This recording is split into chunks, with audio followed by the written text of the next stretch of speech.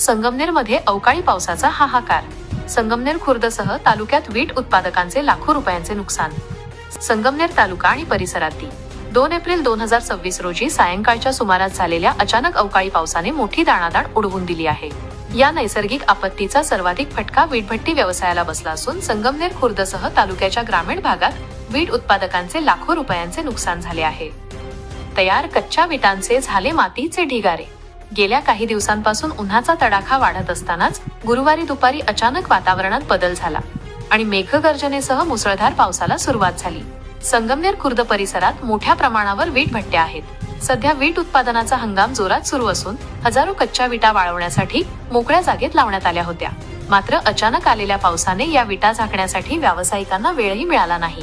मुसळधार पावसामुळे या कच्च्या विटा पूर्णपणे विरघळून गेल्या असून त्यांचे रूपांतर मातीच्या ढिगाऱ्यात झाले आहे. आर्थिक संकट गडद.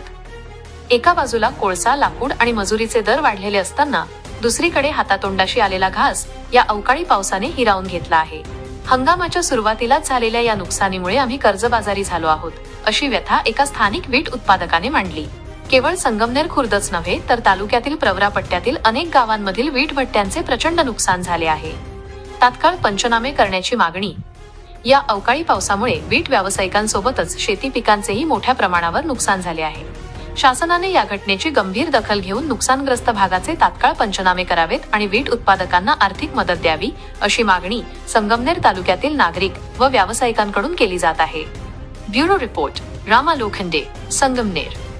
जनता ठाणेदार न्यूज.